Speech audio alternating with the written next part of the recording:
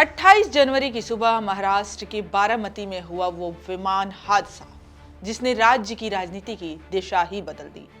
तत्कालीन deputy CM Ajit Pawar सहित 5 लोगों की इस हादसे में मौत हो गई और उसके बाद शुरू हुआ सवालों का सिलसिला। शुरुआत में इसे एक दुर्भाग्यपूर्ण हादसा बताया गया।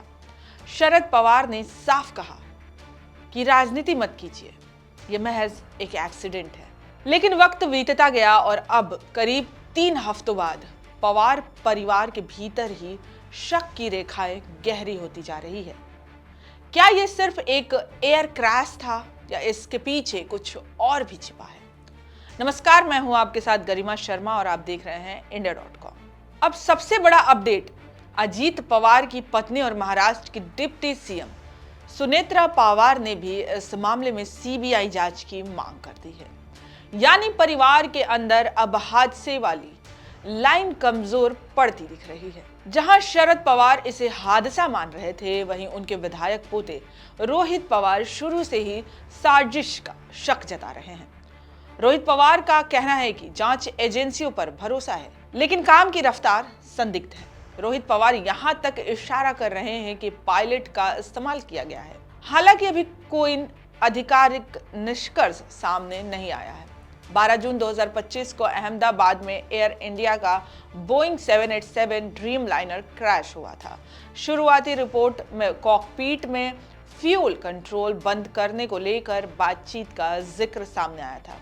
इटली के अखबार कोरियर डेला सेरा की एक रिपोर्ट के मुताबिक जांचकर्ताओं ने जानबूझकर फ्यूल स्विच बंद किए जाने की आशंका जताई थी। हालांकि डीजीसीए की अंतिम रिपोर्ट का इंतजार है और यही वजह है कि अजीत पवार केस में पायलट एंगल चर्चा में है। एनसीपी के प्रदेश अध्यक्ष सुनील तटकरेरा और पार्टी नेतृत्व के मुख्यमंत्री देवेंद्र फडणवीस ने मुलाकात कर सीबीआई जांच की मांग रखी है। मुख्यमंत्री ने आश्वासन दिया है कि राज्य सरकार केंद्रीय गृह मंत्रालय से इस बारे में बात कर रही है। फिलहाल आधिकारिक तौर पर इसे हादसा ही माना जा रहा है। ब्लैक बॉक्स की अंतिम रिपोर्ट का इंतजार है, लेकिन सवाल आज सिर्फ तकनीकी नहीं रही, ये राजनीतिक भी है, पारिवारिक भी और सार्वजनिक भरोसे से भी जुड़ी हुई है। जब तक जांच पूरी नहीं होती, कोई अंतिम निष्कर्ष निकालना जल्दबाजी होगा।